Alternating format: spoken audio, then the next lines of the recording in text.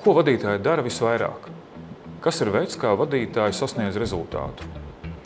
Ja mēs zinām, ka vadītāji sasniedz rezultātu pārsvarā ar citu cilvēku rokām un darbu, tātad viņu darbā ļoti liela komponente ir tieši komunikācija.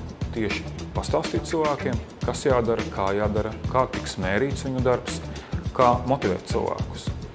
Un jo augstāk tu kāp pa karjeras kāpnēm, jo vairāk tavā darbā ir komunikācijas. Un tajā brīdī, kad vadītājs sasniedz jau top vadības līmeņus, tad faktiski viņu vienīgais darbs ir komunikācija.